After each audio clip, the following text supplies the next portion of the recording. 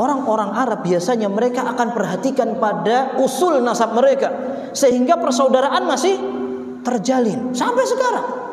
Ana pernah melihat ada syekh dari Saudi. Dia kebangsaannya atau famnya Tamimi. Ketika melihat ada orang Indonesia Tamimi, senang sekali dia. Masya Allah, Tamimi, Masya Allah. Kayak gitu. Dan memang itu hak yang memang perlu dilanggengkan. Ta'allamu min ansabikum ma tasiluna bihi arhamakum. Pelajari nasab kalian, ya, sehingga kalian bisa menyambung silaturahim kalian. Di saat kaum muslimin tidak perhatian dengan seperti itu, nggak tahu itu sudah wallahu madri, nggak ngerti sudah, apalagi yang nggak perhatian sama nasabnya.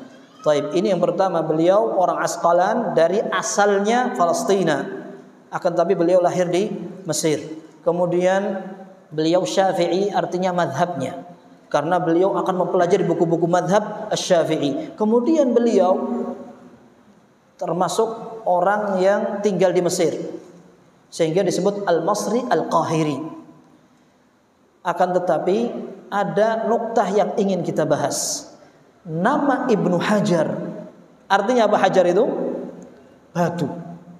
Yang sering ana dengar ketika ana masih kecil, dibilang bahwa Hajar itu adalah batu karena satu saat Ibnu Hajar belajar gak paham-paham, kemudian balik, lalu hujan, dia lihat ada batu, kena tetes air sampai lubang, baru dia, kalau batu yang keras saja bisa lubang, maka otak saya bisa menjadi encer kalau seandainya anak sabar dalam belajar. Akhirnya beliau belajar sampai jadi seorang ulama. Ini cerita dari mana?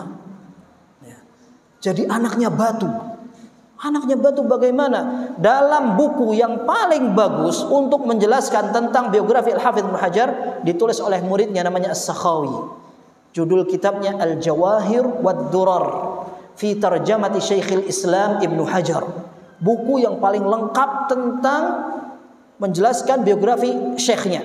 Karena As-Sakhawi adalah murid yang paling dekat dengan Ibnu Hajar.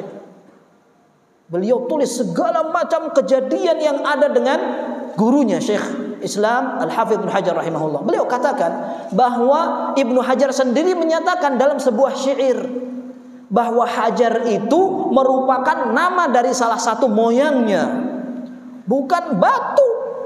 Batu yang jadi bolong gara-gara kena air hujan, tidak seperti itu. Ini kisah-kisah kayak begitu kadang-kadang biar menarik orang-orang tertarik, akhirnya pengajian-pengajian tercemari dengan kisah yang tidak bisa dipertanggungjawabkan. Beliau katakan dalam sebuah riwayatnya, Man Ahmad bin Ali bin Muhammad bin Muhammad ibn Ali al-Kinani al-Muhtadi wali jaddi abihi luqibu hajaran bal qila ismu walidihi Ahmadi. Nah, beliau katakan dalam sebuah syair, siapa yang dikenal dengan Ahmad ibnu Ali ibnu Muhammad maksudnya dirinya sendiri, inilah Ibnu Hajar.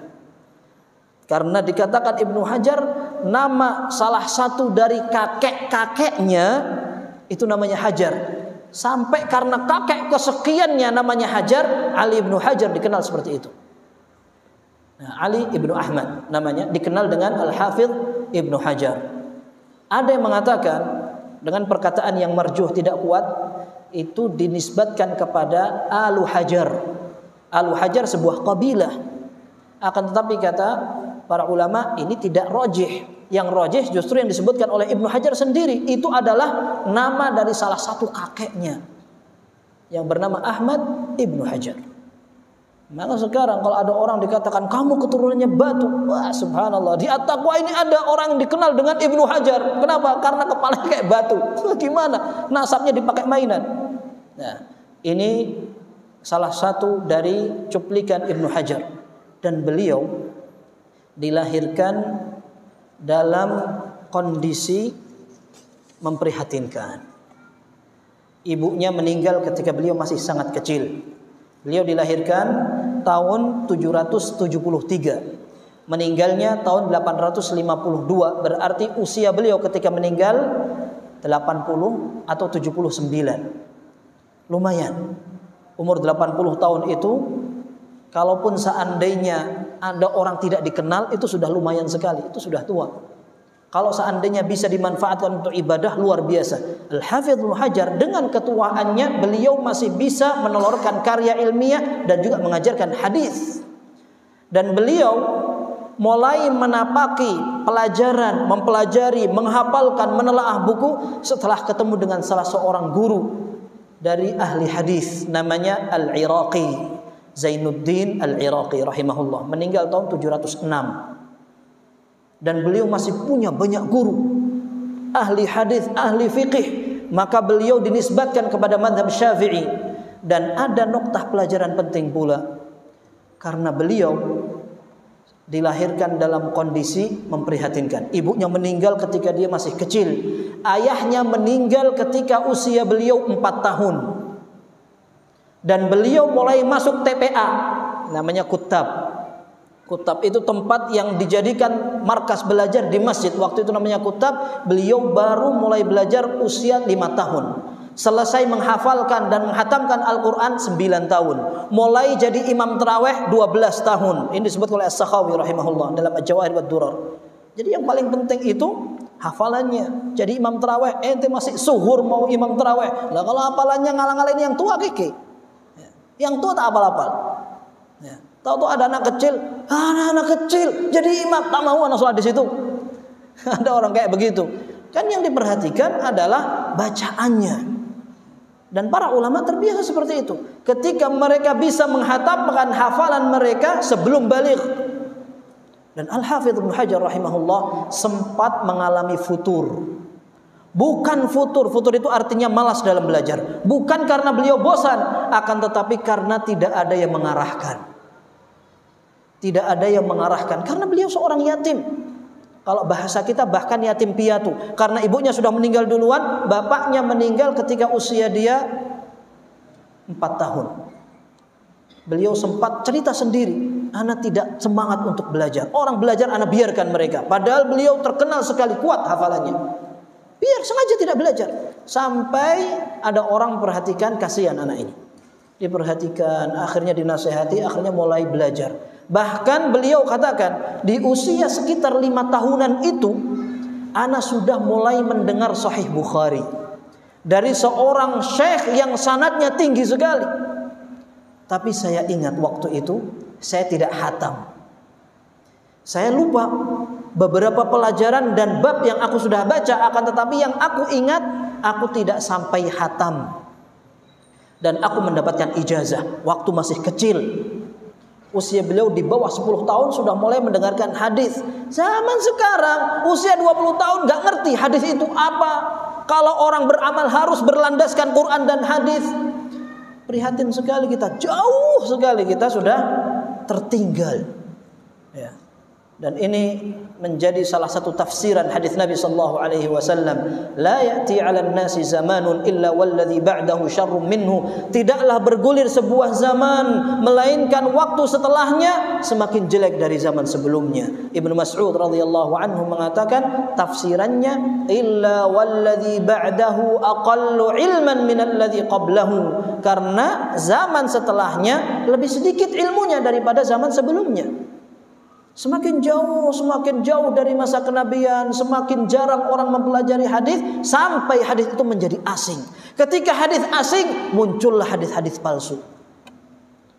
Sering saya ditanya, hadis ini bagaimana? Ternyata tidak ada asal usulnya. Saya sering ceritakan, bahkan ada hadis berbahasa Indonesia pun orang nggak sadar, nggak tahu orang Arab ada hadis itu. Yang tahu orang Indonesia aja. Orang Indonesia, nabi perempuan aja laku. Zaman dulu Nabi kalau ada yang ngaku jadi Nabi palsu, laki. Ini perempuan di Indonesia, laku. Ya. Ini kan kelewatannya orang Indonesia sampai segitu.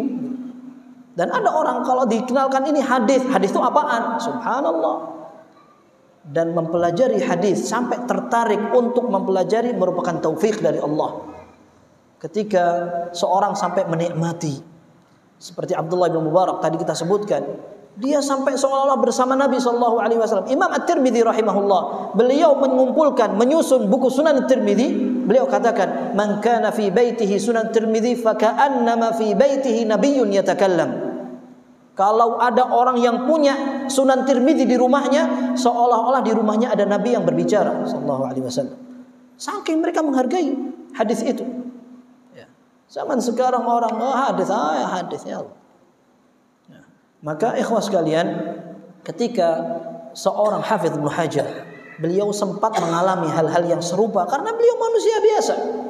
Ketika futur tidak ada yang mengarahkan, sempat beliau seperti itu. Akan tetapi setelah itu beliau menjadi semangat. Begitu mulai kenal syekhnya yang namanya Al-Iraqi rahimahullah, beliau mulai perjalanan untuk menuntut ilmu, usianya masih 20 tahun. Dan beliau katakan, saya tidak semangat untuk belajar. Ya segitu, hafal, baca, hafalkan, baca, hafalkan, tapi tidak tertarik. Sampai 3 tahun menjelang, beliau bertemu dengan Al-Hafidz Zainuddin Al-Iraqi. Baru beliau tertarik dengan ilmu hadis, sampai akhirnya mulazamah 10 tahun. Dapat guru yang dia kagumi, mulazamah langsung 10 tahun. Dan beliau mulai mempelajari hadis sampai banyak sekali karya-karya ilmiah yang bersifat ilmu hadis. Tapi beliau juga seorang ahli fikih Syafi'i. Beliau belajar dari orang-orang yang ada di sekitarnya. Bahkan di antara guru yang dijadikan sebagai rujukan mazhab Syafi'i adalah orang yang diberi pesan oleh ayahnya, namanya wasi. Wasi itu artinya adalah orang yang dikasih wasiat. Tolong nanti kalau anak mati, anak saya perhatikan. Bapaknya Al-Hafidz Ibnu Hajar ini ada seorang ulama. Al-Hafidz Ibnu Hajar ditumbuhkan di tengah keluarga ulama. Ayahnya Ahmad Ali ibnu Muhammad, ayah dari Ibnu Hajar rahimahullah, seorang alim. Beliau punya ijazah hadis yang banyak. Beliau bahkan punya kritik dalam buku Al-Adhkar lin-Nawawi. An-Nawawi rahimahullah punya kitab Al-Adhkar, isinya hadis-hadis, dikritik oleh ayahnya Al-Hafidz Ibnu Hajar. Kemudian di antara anggota keluarga Al-Hafidz Ibnu Hajar adalah kakeknya. Kakeknya juga sama, belajar dari ulama-ulama terkenal. Bahkan kakak perempuannya sempat diajak oleh ayahnya untuk jalan keluar kota, keluar negeri untuk mencari sanad. Di zaman itu kita bayangkan para ulama perhatian dengan mencari sanad hadis. Dan dulu mereka bangga ketika bisa membawa anak untuk datang majelis hadis sampai anaknya juga mendapatkan sanad. Hafidz Ibnu Hajar kurang dari 10 tahun sudah punya sanad. Sanad Sahih Bukhari. Kita perhatikan bagaimana semangat mereka dalam mempelajari ilmu hadis. Nah, di antara cuplikan kisahnya, Al-Hafidz Ibnu Hajar manusia. Orang-orang di sekitarnya juga manusia biasa. Di antara gurunya yang dipesenin oleh ayahnya namanya Ibnul Qattan Al-Misri. Ibnul Qattan Al-Misri ini adalah seorang ahli fikih. Bahkan Al-Hafidz Ibnu Hajar membaca kitab fikih sampai hatam kitab Al-Hawi As-Saghir kepada Ibnul Qattan. Tapi di antara cuplikan kisahnya, Ibnul Qattan ini makan dari harta yang dititipkan oleh bapak Ibnu Hajar untuk Ibnu Hajar. Bayangkan, ini alim, ahli fikih, mazhab Syafi'i, dititipi wasiat oleh bapaknya Ibnu Hajar. Tolong ini digunakan untuk maslahat anakku, dimakan sama dia.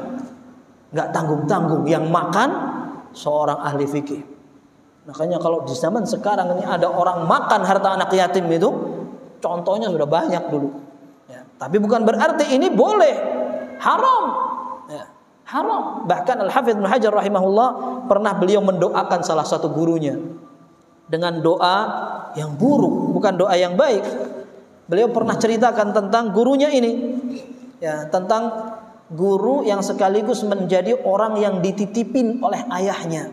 Ini tolong harta ini disimpan untuk anakku. Ternyata dimakan sama dia. Namanya Ibnul Qattan. Maka Al-Hafidz Ibnu Hajar mengatakan, akala ibnul Qattani maliya zulman ya ilahal wara faslihi sa'ira.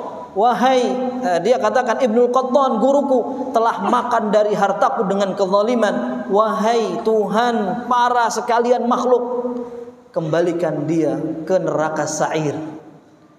Dia katakan, Rabbi wabsut lahul adzaban bisata, Rabbi waj'al lahul jahima hasira. Ya Allah, lebarkan azabmu kepada dia, nah, dan jadikan neraka jahim sebagai karpetnya.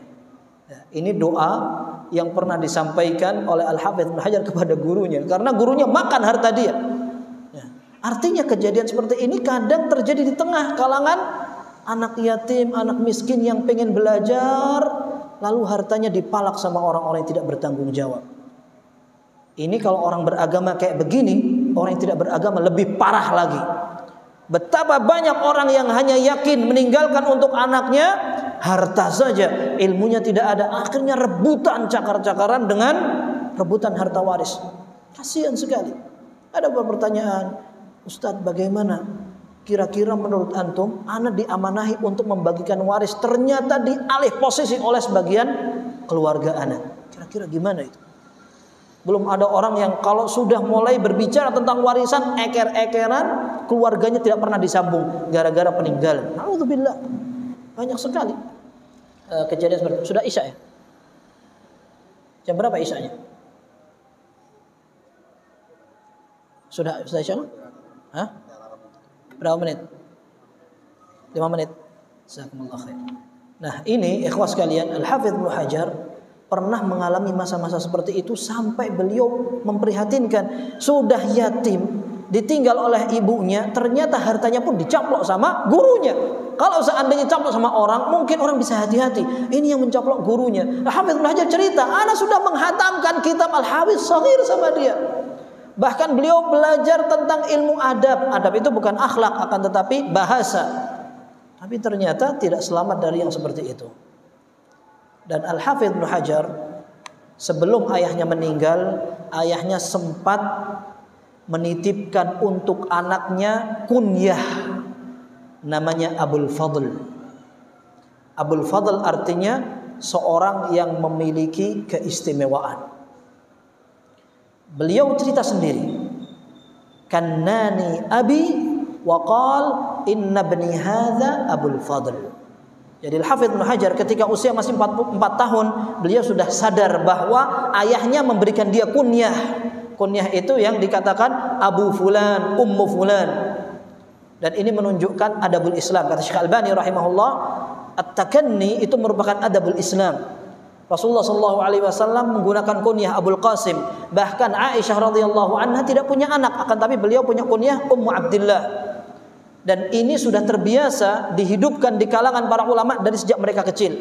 Kata Al-Hafidz Ibnu Hajar, aku dikasih kunyah oleh bapakku Abul Fadl karena tashbihan bi ahadi qudati Masr, agar aku sama dengan salah seorang qadhi di Mesir, namanya Abul Fadl juga. Aku pengen, kata Hafidz Ibnu Hajar, ayahnya pengen anakmu seperti dia.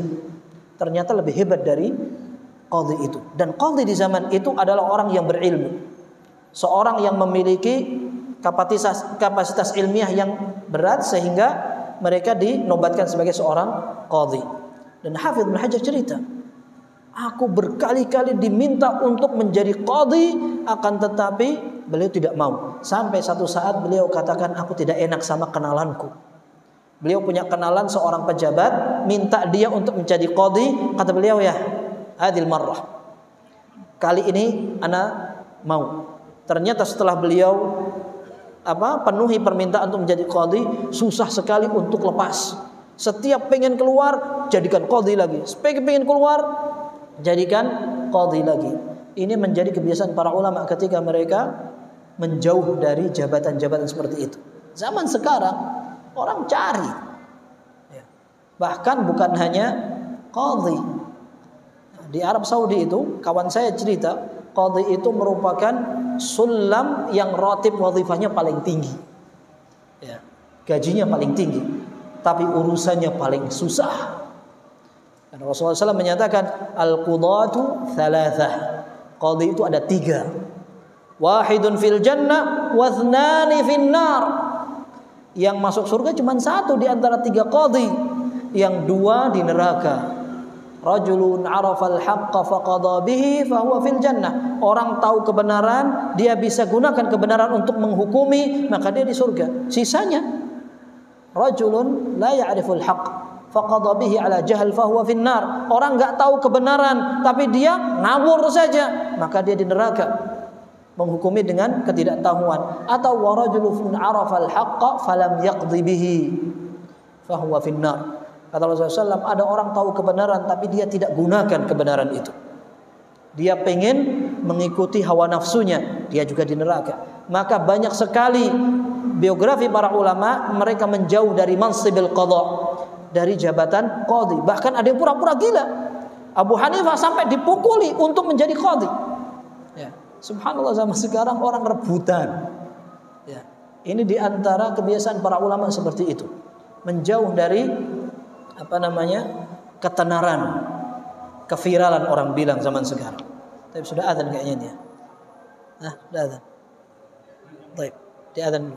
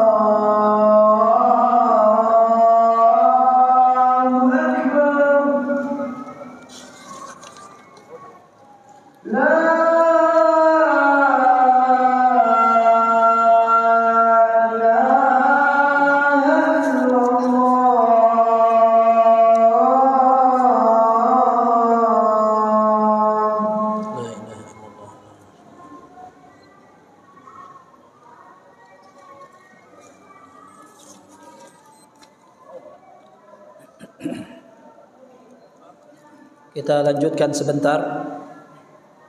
Al-Hafidz Ibnu Hajar rahimahullah, seperti kita sebutkan tadi, beliau asli Mesir dan beliau memang tidak banyak keluar di awal-awal belajarnya.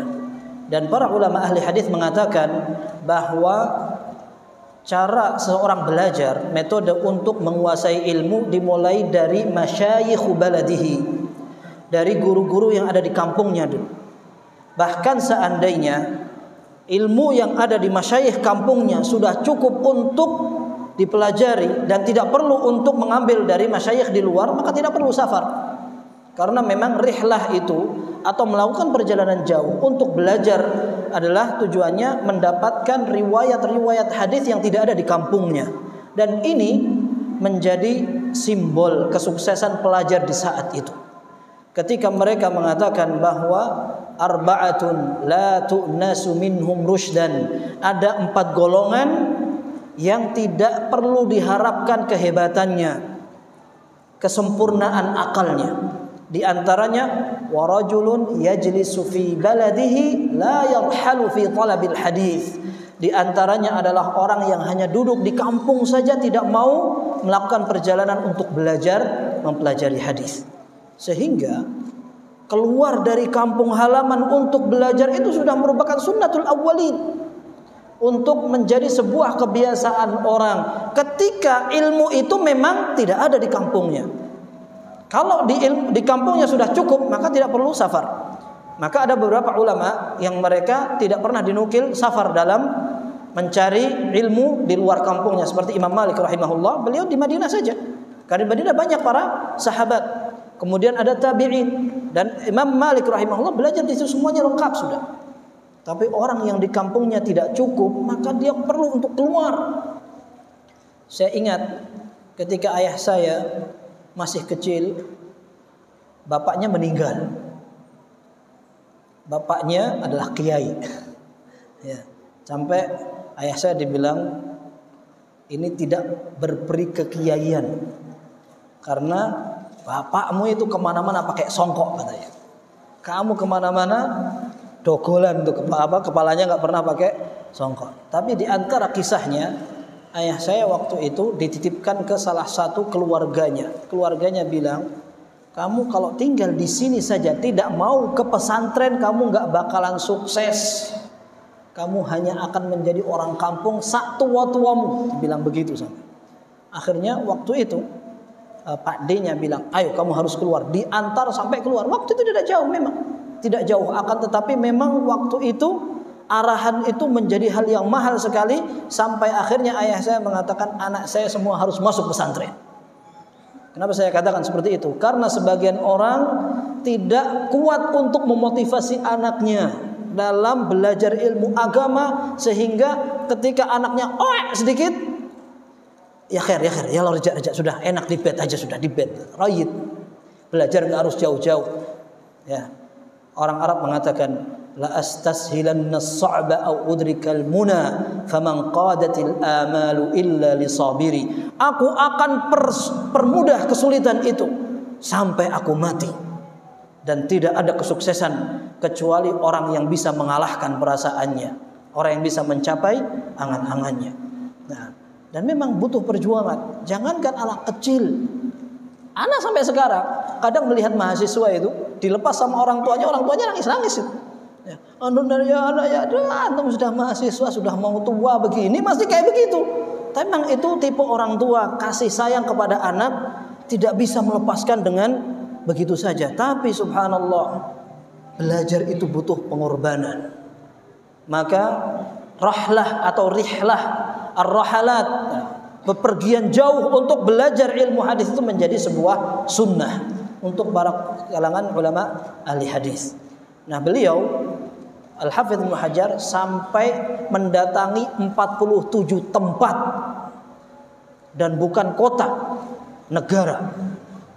Memang sebagiannya kota. Dan beliau ceritakan beberapa daerah sampai 2 kali, 3 kali, di antaranya Yaman. Beliau katakan satu saat aku bersama dengan salah satu kawanku, kita sampai ke kota dekat Madinah, kemudian kita menuju ke kota arah Mekah. Sampai di Mekah, beliau katakan, anak kayaknya tertarik untuk belajar di Yaman. Akhirnya beliau belok ke Yaman. Kawannya menunaikan ibadah haji ke Mekah. Beliau belajar di Yaman. Dari Yaman baru ke Mekah. Dari Mekah ke Yaman lagi. Dan beliau cerita satu saat kita naik kapal, kemudian kapalnya terbalik, padahal saya bawa buku. Zaman sekarang orang hilang bukunya tinggal download. Zaman dulu beliau tulis dan tulisan beliau sendiri. Sampai beliau katakan dalam biografi itu, bisa jadi terbaliknya kapal ini karena ain. Ain itu adalah penyakit tatapan orang. Karena ketika selama perjalanan, ana tidak ingin waktu ana terbuang sia-sia. Akhirnya ana gunakan untuk membaca, ana gunakan untuk menulis. Semua riwayat yang pernah aku pelajari aku tulis. Sampai ada orang lihat, tulisan kamu sendiri itu. Zaman dulu buku itu ditulis di atas lembaran-lembaran yang susah sehingga orang perlu membawa dengan berat. Sampai di kapal terbalik kapalnya. Kata Hafidz Ibnu Hajar, ana harus cari itu buku. Karena nggak dapat di fotokopian. Tulisanku sendiri. Beliau renang itu sampai berkali-kali 800-an safahat atau halaman dicari untuk mendapatkan kembali buku-buku yang hilang itu. Dan ada yang hilang. Perjuangan orang dulu, masya Allah, belajarnya zaman sekarang justru karena sudah gampang, apalagi pelajaran pakai daring itu. Subhanallah, kadang-kadang mahasiswa lagi belajar ada suara bel, tuh sudah hijau tuh, ayo kita ngajar hadis, dianya masih hijau-hijau tuh di jalan dia naik motor. Ada orang yang pamit, ana mau ke pasar dulu. Subhanallah, kita belajar hadis nih, muridnya mau ke pasar dulu. Subhanallah. Metode belajarnya zaman dulu nggak sama dengan orang zaman sekarang. Ketika mereka mengatakan ka'annama ala ru'usinat thair, ketika hadir di majelisnya para masyayikh ahli hadis, sampai seperti di atas kepala kami ada burung, nggak berani untuk bergerak. Subhanallah. Ini perbedaan belajar zaman dulu dengan zaman sekarang. Zaman dulu itu orang belajar rugi kalau seandainya yang dipelajari hilang. Sehingga kebanyakan mereka kalau tidak menghafal menulis. Kalau zaman sekarang gayanya yang dia dapat, gaya menghafal. Nulisnya kan sudah jelas enggak. Ya, berarti paling tidak gaya menghafalnya. Nah, kayak Imam Bukhari rahimahullah, beliau dengar, kayak tadi anak sampaikan, sebagian orang Arab itu dengarkan syair, sekali dengar langsung hafal dia, langsung diulang bisa dia. Dan itu masih sampai sekarang. Ya, Syekh Muhammad Abdus Salam Syuair cerita, beliau katakan, saya punya kawan ketika kita SMA, dia lewat ke masjid, kemudian Jumatan, apa yang disampaikan khutbahnya si khotib itu dari awal sampai akhir dia hafal. Dia katakan, ana mau sebutkan apa yang disampaikan khotib tadi, diulang dari awal sampai akhir, hafal. Tapi kata Syekh Abdus Salam Syuair, sayangnya orang itu tidak muqbil ala talabil ilm. Dia tidak tertarik untuk belajar. Akhirnya dia menyia-nyiakan kesempatan kuatnya hafalan dia. Yang jelas ikhwah sekalian, ini menunjukkan bagaimana para ulama mereka punya modal dan punya semangat. Zaman sekarang semangat gak punya, modalnya juga serampangan. Ya, maka setidaknya semangat itu perlu dibangun. Ya, dengan mempelajari bagaimana semangat para ulama, kita nggak ada apa-apanya. Al-Hafidz Ibnu Hajar rahimahullah umurnya berapa tadi? 79. Karya ilmiah yang sudah dituliskan sebanyak 270. Disebutkan oleh As-Sakhawi rahimahullah 270 buku judul. Di antaranya adalah Fathul Bari, Syarah Sahih Al-Bukhari. Sekarang dicetak 19 jilid. Kata Syaukani rahimahullah, la hijrata ba'dal fath. Setelah membaca buku Fathul Bari sudah enggak usah baca yang lain. Saking hebatnya buku ini. Ketika beliau selesai menuliskan Fathul Bari, beliau adakan pesta sampai sultan-sultan itu membeli dengan harga yang mahal. Ditulis berapa kali dikirim ke sana, dikirim ke sana. Luar biasa.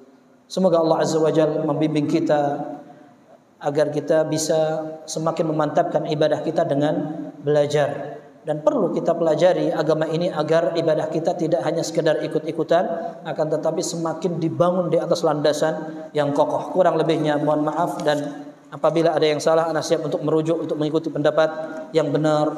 Wa sallallahu wasallama wa barak ala abdihi wa rasulihi nabiyina Muhammad. Sebelumnya ana ucapkan jazakumullah khairan kepada semua pengurus masjid dan juga semua hadirin. Semoga apa yang kita lewati waktu ini berbarokah, berpahala, tidak ada yang sia-sia, dan menjadi amal kebaikan pengurus masjid dan juga semua jamaahnya.